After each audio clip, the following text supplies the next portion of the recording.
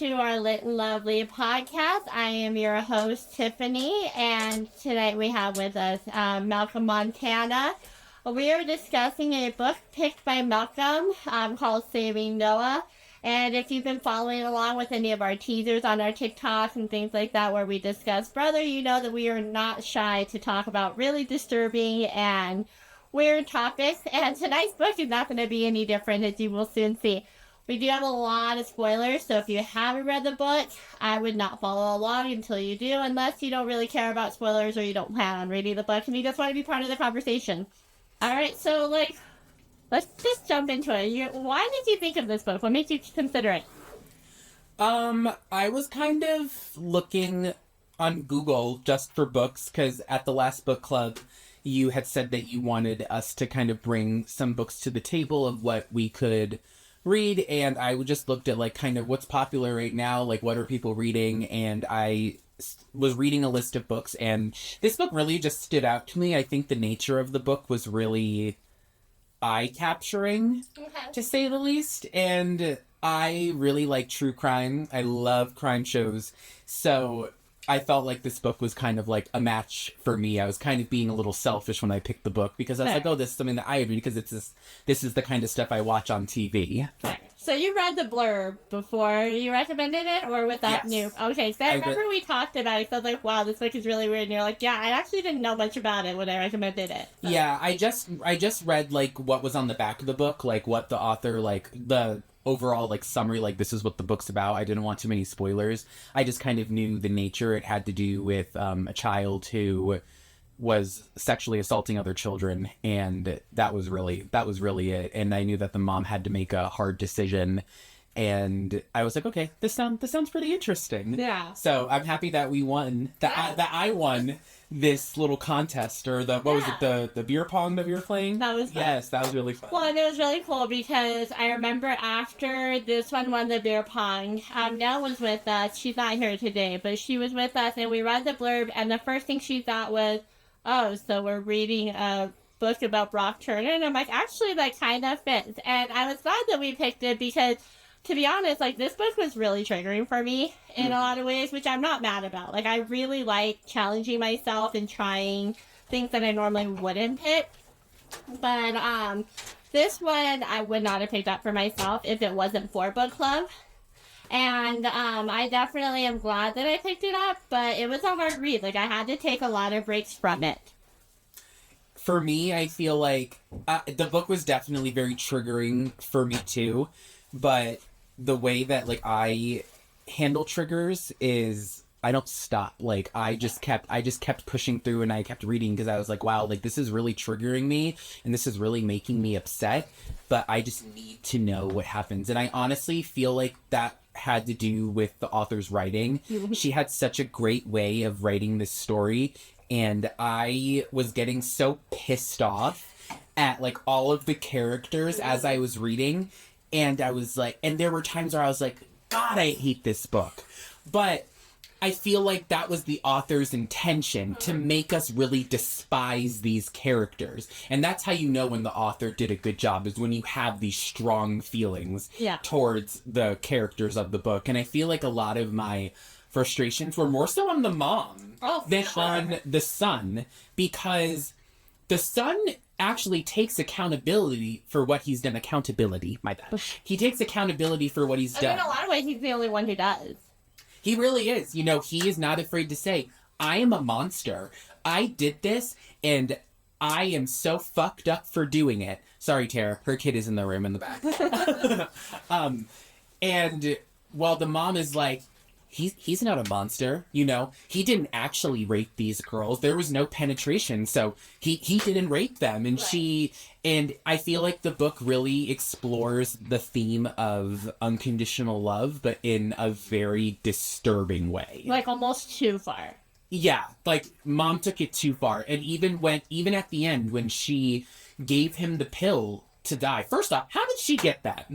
That's what I want to know. I mean, they go through the how a little bit, but I still feel like that part was a little bit far-fetched for me in terms of no doctor in real life would have Given her this. Or, like, they would have made sure, like, because she was on a list, right? Because she used to work at a doctor's office, and she used to be the one making the phone calls, calling in the prescription. Yeah. And so you would think that, like, when you're no longer working at that office, that they would make sure that you've been removed from that list. And so the fact that this medication, which is literally life-ending, is that easy for her to access, that was a little bit far-fetched for me. Yeah, for sure. And the fact that she gave it to her son just because he asked for it, I'm like, oh, girl. Like, would you think that makes her a murderer, Lucky?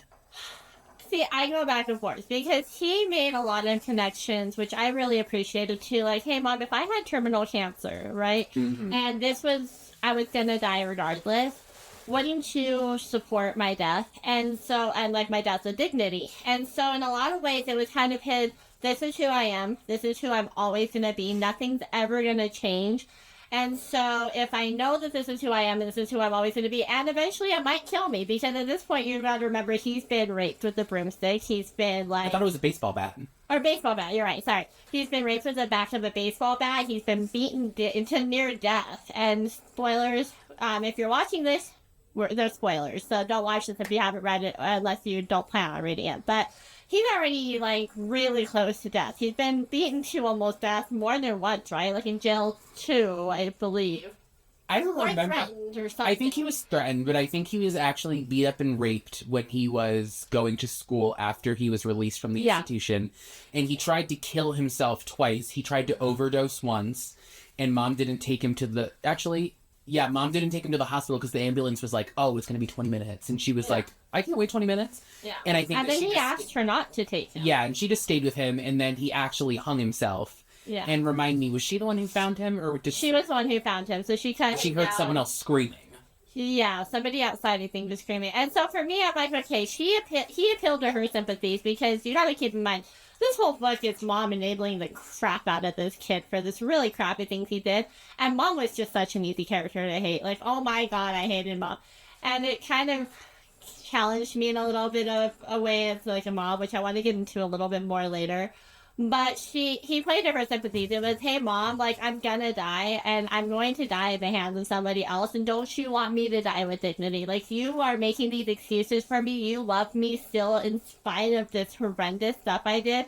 Don't you want me to die with dignity as if I had cancer and you would want me to die with dignity? That's and very so true. He kind of appealed to that. He knew how to manipulate her. And then in a lot of ways, I think it was him manipulating her sympathies in that. So... yeah, that was a lot. And I go back and forth because on one hand, I'm like, okay, cool, pedophile who's dying. Yay, let's get rid of all the pedophiles. But then in a lot of ways, I'm like, okay, but is he getting the easy way out? He kind of was getting the easy way out, honestly, in my personal opinion. And the one thing that I don't want to say necessarily agree with Mom with, but I understand where she's coming from in a sense with the assisted suicide, because she did fight to keep him in inpatient. Right. And the doctors were like, no, he's doing good. Like, he's going to be able to do outpatient. And she was like, you don't understand. He told me that he's purposely doing this so he can get out and kill himself. You need to keep him in there. But they, for some reason, just weren't listening to her, and they were just stuck on their own little agenda for whatever he's reason. Literally telling her, hey, I'm doing this perfectly so that they'll let me go. And as soon as I'm out, like, I'm gonna do it again. And you can help me or you cannot, but it's gonna happen. Right. And that honestly also speaks volumes about the American healthcare system and how people don't actually get better. And, you know, like, I remembered I saw that Noah had, I can't remember if he wrote it in his suicide letter when he hung himself, like, what he intended on being his suicide letter. I think he said, like, I am, like, I'm never gonna get better. Like, he said that he is always gonna want to touch little girls. Right. And that's the first time he calls himself a pedophile. Like, he actually uses that word, doesn't he? He does use the word, actually. Yeah, that's the first time he does use it. And I thought that was honestly really powerful, Not necessarily in a good way. I don't think that anything about this book is good other than the writing. The writing was phenomenal. Phenomenal, but nothing else was very good. This was my first book by her, and the writing was fantastic. Like, the characters were so hateable in, like, the best way. Yeah, and don't get me wrong, I'm going to pick up another book of hers. Absolutely. It was very powerful in a way where it kind of speaks about pedophiles in general. Like, pedophiles just don't get better. Like, and I don't want to compare it to being gay or being in the LGBTQ community, because there was one point where Noah says, "I wish I was gay," as if that was going to change anything. Like, no, you just touch little boys instead of little girls. You know, you're still a pedophile. But it kind of like speaks volumes. Like, you can't change who you're attracted to, like, no matter what. And while pedophilia is a mental illness, 1000%, that is not something I'm going to deny. Or excuse at all. Excuse, absolutely. Pedophiles are always going to be pedophiles because that's just who they're attracted to. Like, I'm gay. I'm always going to be attracted to men. And I know that there have been conversations about putting pedophilia in the LGBTQ community, and it, absolutely not. Yeah. That's mental disorder. Yeah, mental disorder, that, like, no, it's not a part of that. Like, because that's associating being gay with mental disorder. But it really just shows that, like, people don't. Like, you can get as much therapy and intent, like, as you want, but nothing's gonna happen. If that's your attraction, if that's natural to you, then, like, is that something that you can undo? Like, just like using your example with gay, like, in the past, there's been thoughts that, like, you can have conversion therapy, you can have lobotomies and things like that can change you. And so if those things don't work, which we know that they don't, then you can't control your attraction. And so I guess my question for you then on that kind of note of things is, did you ever feel like there was a moment where you had any empathy for his struggle, knowing that, like, hey, it's not his fault, he didn't choose his attraction, but he's acknowledging this is what he is and he's trying to make amends for it? Or is it just like, you're a pedophile and you don't deserve any reconciliation or any kind of forgiveness? I think my empathy for him kind of grew a tad at the end when he wanted to commit suicide, and he really, I feel like in the last, like, I want to say, like, 3 to 4 chapters of the book, it really was eye-opening for me, because he took full accountability for everything, and he wanted to end his own life because he does not want to continue hurting other people, and he knew that as long as he stayed alive, he was going to continue to do that. So I did feel for him in that sense, and honestly, I think he made the right decision, if I'm being honest. Do I think Mom made the right decision in assisting?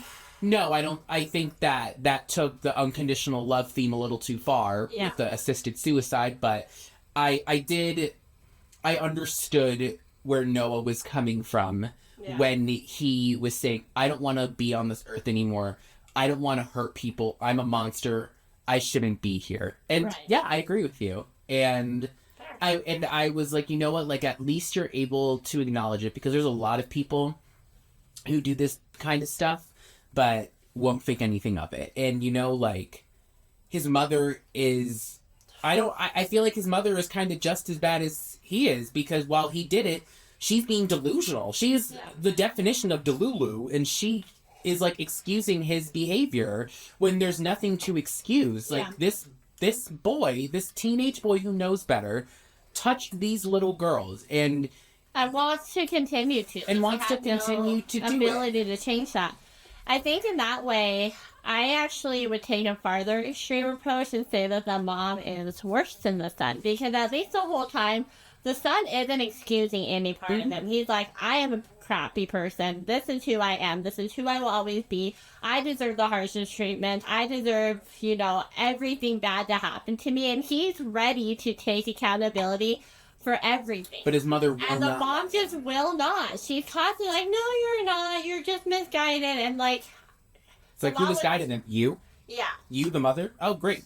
I think in a lot of ways, the mom was my most angering character, because all of the excuses, all of the apologies to him when he's like, no, I own what I did. I own who I am. And she's like, no, it's fine, sweetheart. You're fine. Yeah. And so I kind of had to try to understand the mom's perspective because I'm sitting there thinking, okay, my kid would never do this, right? I have 2 kids. I'm like, my kid would never do this. But then she describes, oh, he's a straight A student. He does all these extracurriculars. He's involved in his school. He's a model child. And I never saw him doing this. And he did this. And so I'm like, okay, maybe it really can happen to anyone. And maybe I'm too quick to be like, okay, like, not my kid, not, and, because we never think our kid. And so what would I do if, I were in the mom's shoes? And I honestly wasn't even able to get to the point of figuring out what I would do because it was pissing me off so badly. And like, I just could not get around to it because I'm like, this is so crappy. And I've been on the receiving end of it. Like, I've been abused by my older brother. And so for me, this hit really, really close to home.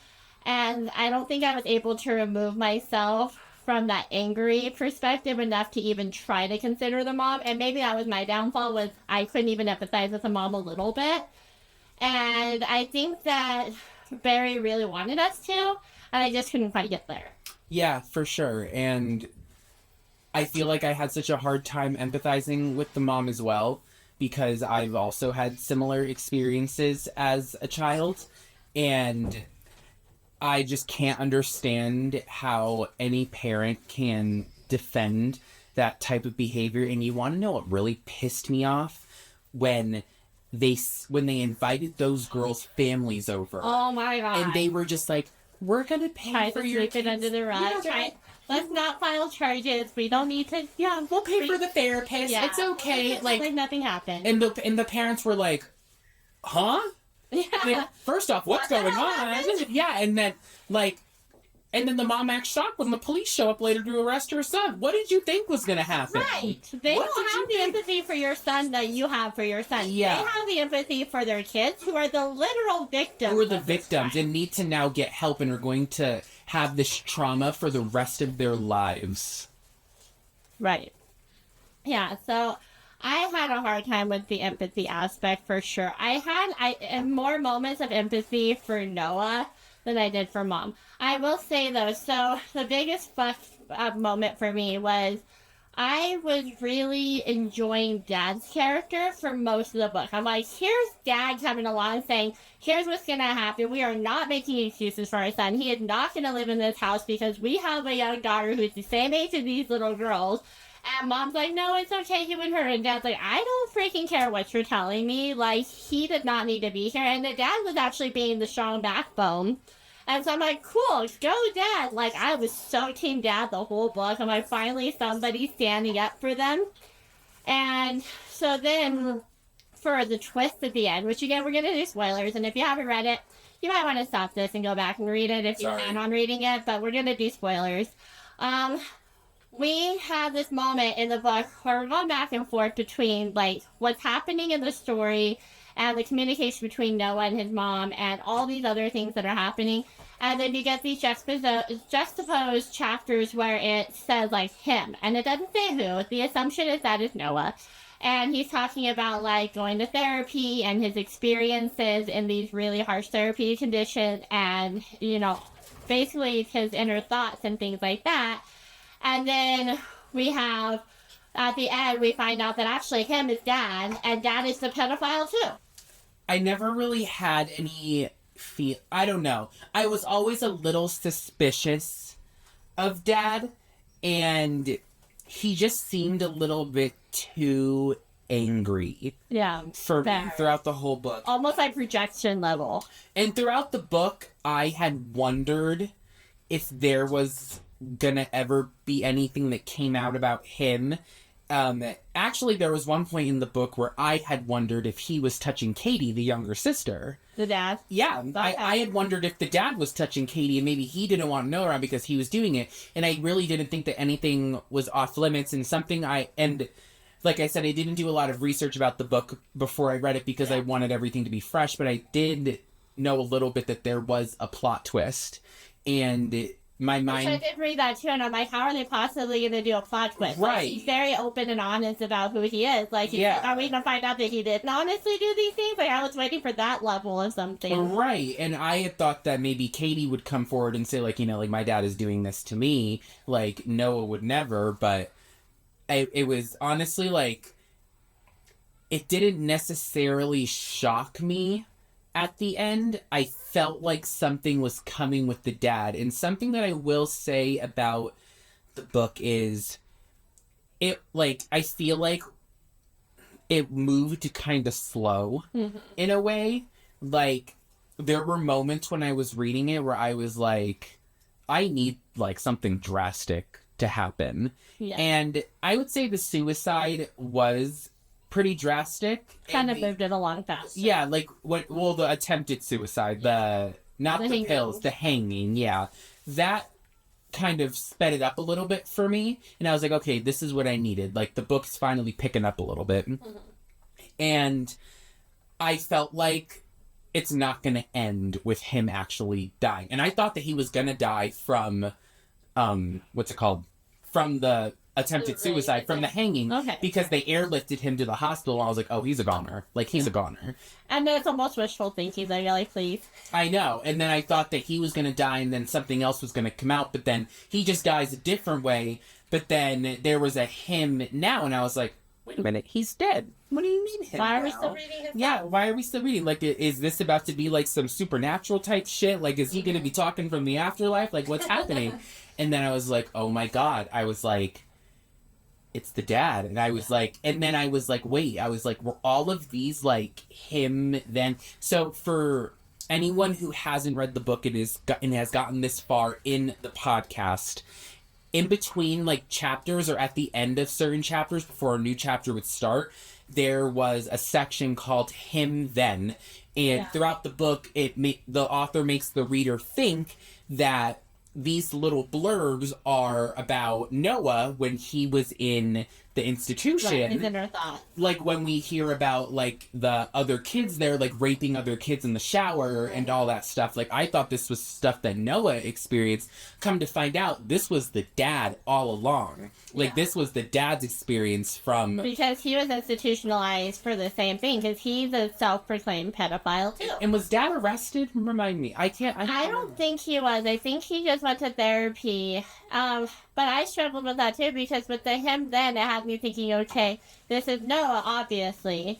And then, so are we hearing Noah's perspective? Like, is he an adult now? Like, are we further into the future than we think we are? Like, that was where my thoughts were going as far as what the twist was gonna be. And it has me wondering, like, do you think the dad has ever done anything since then? Or, like, is he redeemed? Is it possible that he's redeemed? I don't think he did, because I think he said it in the him now part at the end. I think he said that he had suppressed all of that for so long.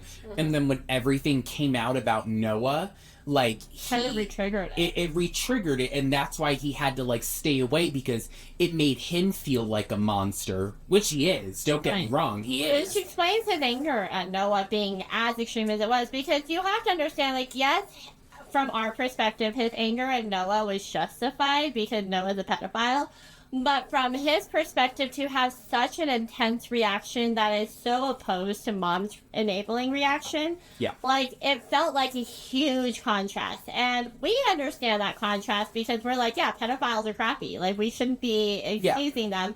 But as a father of his son who is trying to better himself and trying to get rid of these thoughts, why is he so mad? Like, it's so far to the extreme. And so finding out, like, maybe he's mad because it's pulling out his own internal shame, and he's projecting that shame onto Noah, it kind of made his extreme anger make more sense. Do we think he was mad at Noah, or do we think that he might have been mad at himself? Oh, he hated himself. Noah just highlighted for him the hatred he had for himself all these years. For sure. Put aside, he's depressing. You hit it on the head when you said he's projecting on Noah, because... there was no hatred towards Noah. It was all of this self-hatred because he probably feels as if, like, fuck, I passed this down to my children. Yeah. Like, this is like a generational thing. And well, and that reminds thank God Noah can't have kids. Am I right about that? Right. Let me get an amen.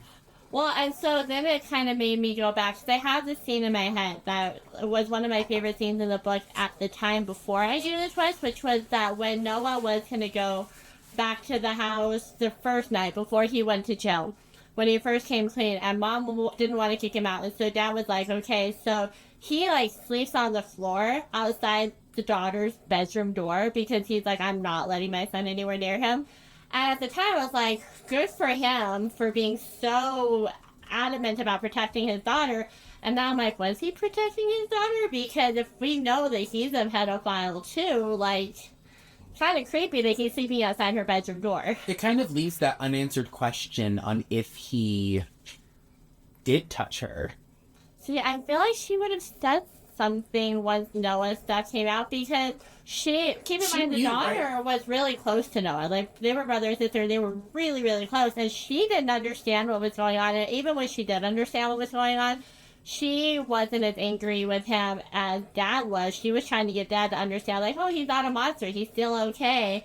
And so I would think that. But what if she's saying that because she's like, oh, Dad does this to me. So maybe it's normalized. Yeah, for so her? maybe it's normal, yeah. Okay, because I kind of went the opposite approach. I'm like, well, I would think that if she was mad at Dad's rage, that would have been a really great opportunity for her to bring up, well, you do it. Yeah. So why are you so angry about it? Yeah, for sure. And maybe it was a kind of like an unspoken thing, and maybe it's just something to think about. And what's the author's name? Sarah Paulson? Lucinda Berry. Ooh, my bad. Sarah Paulson's an actress. Oops. Well, Great actress at that. Lucinda, if you ever watch this, please let us know if, in your mind, when you were writing this, like, Dad was doing this behind the scenes. That is something that If he was, though, like, because Mom's living with Noah in a separate apartment, and Dad's living with daughter Katie, like, by themselves in the house, unsupervised with anybody else. Like, if there's a possibility that Dad, even if he wasn't acting on it, had any thoughts about Katie, kind of fucked up. And also the fact that he refused to let her spend the night is until Mom was like, okay, thanks, bye. And then even though he said no, like, she, like, pretended that he said yes to, like, please the kids. And it just was like, you're gonna come pick her up or not, but I don't really care. I'm doing what I want anyway. Right. And I think he was afraid that if he fought it too hard, the stuff with Katie and him would come out. If it was happening. Again, we're alleging this is happening. There's no evidence of it, but... Lucinda, please let us know. Let the fans know. Yeah.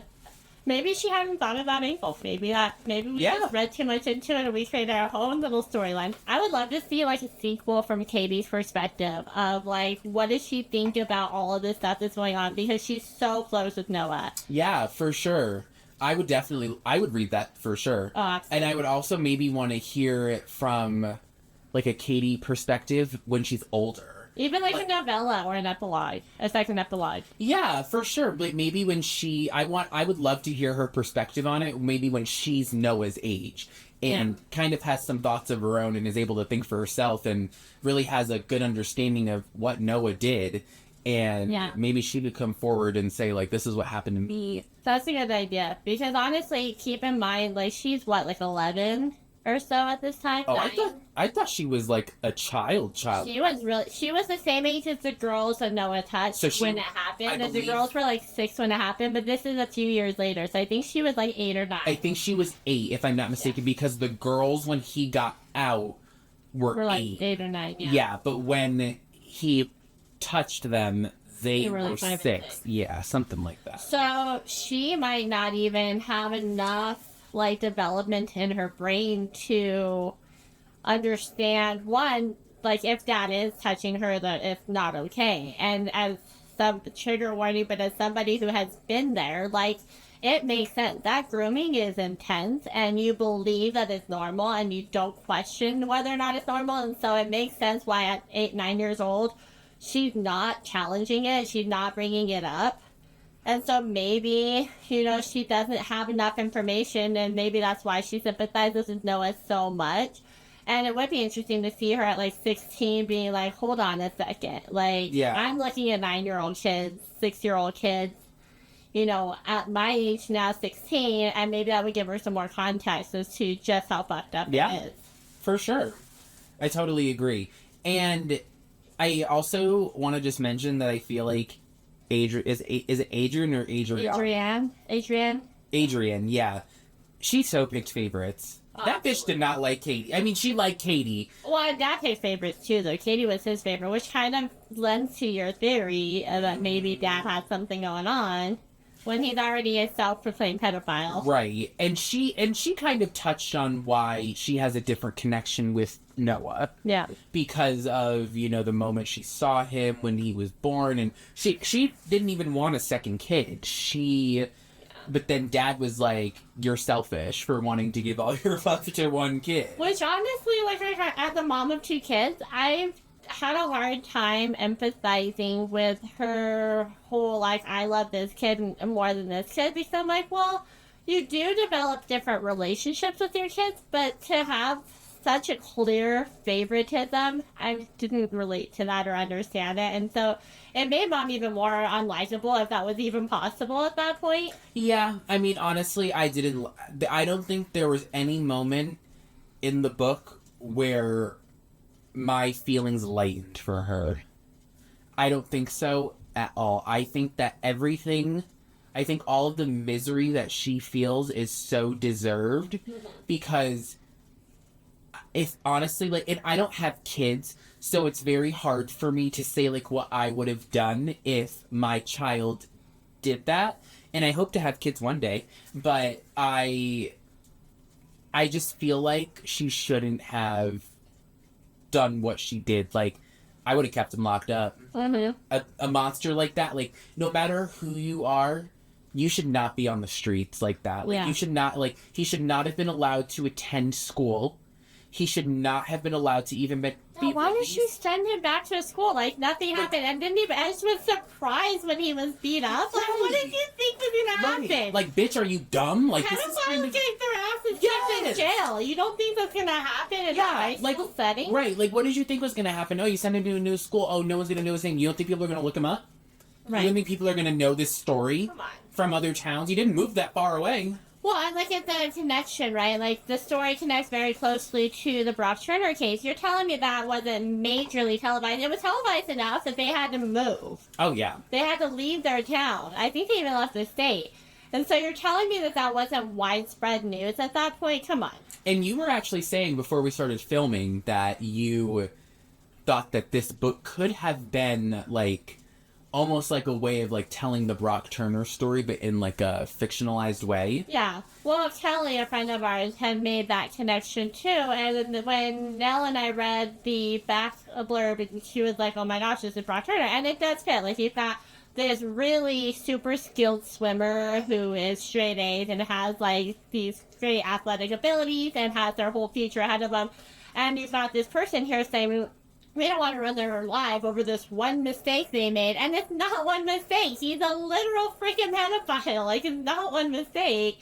And so, yeah, there are a lot of connections to it. And understanding Lucinda Berry's background as a psychologist makes me kind of question if she was taking something like that, or other true stories that she's read about or heard, or maybe had other patients, and just kind of like twisting it a little bit to kind of get an understanding of that social justice piece of it. Yeah, for sure.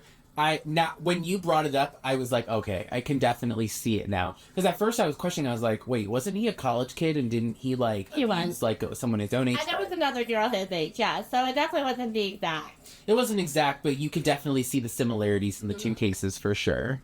Yeah, like the whole excuse is because he's a model student. And so it's almost like, let's take the most despicable thing a person can do, but let's try to humanize them and make them the stand-up character. And does that make their despicable thing less despicable because they're also really good characters in these other ways? Like, they contribute to society in these other huge ways. And so are there any redeeming qualities about them despite the things that they've done? No.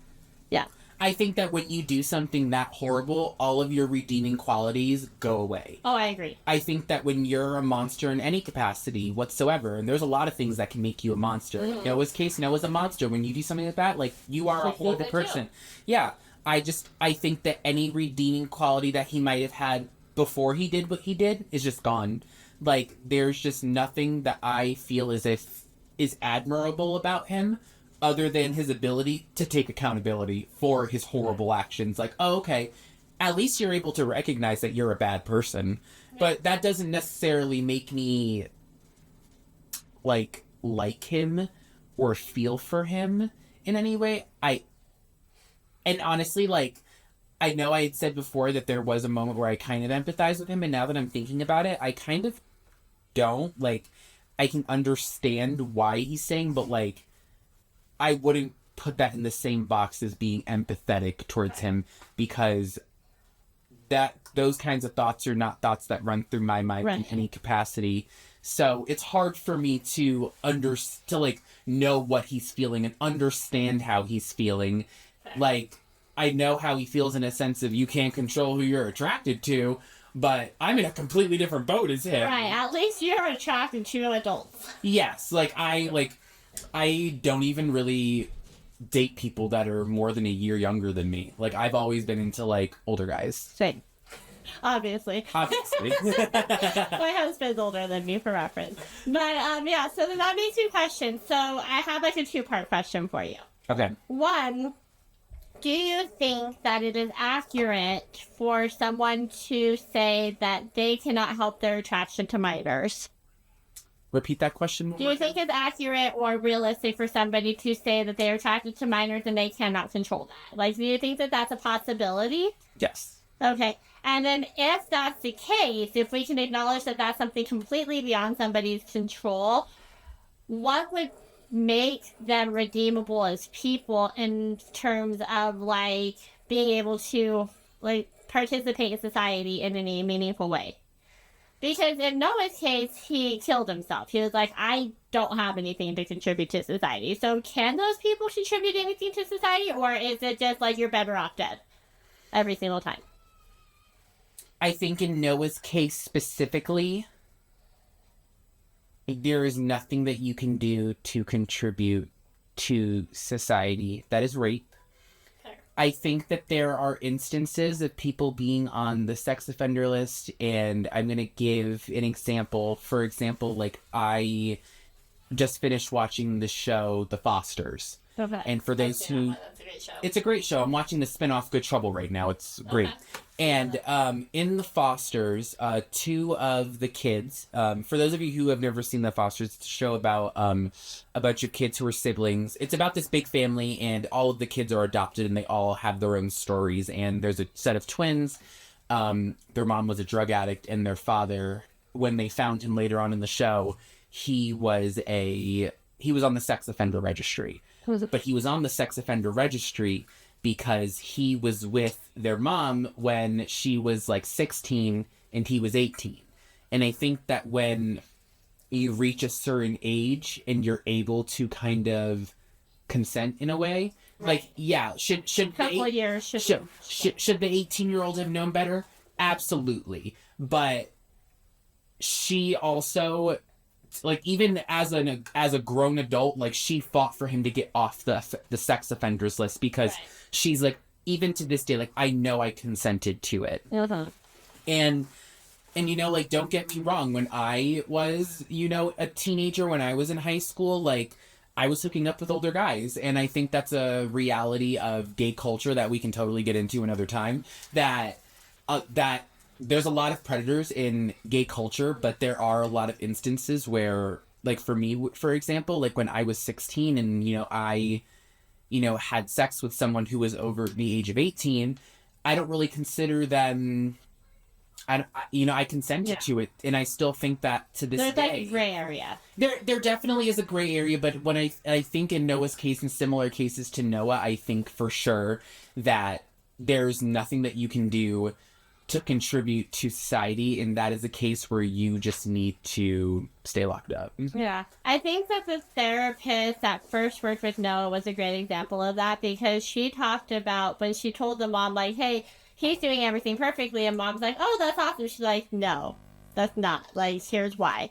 And so it's kind of like she kind of goes through the different examples of we see kids who do these things to minors, and usually it's because they're confused or they're angry or they're doing it for different reasons. And when they go through therapy, when they go through treatment, we're able to kind of work with them on that.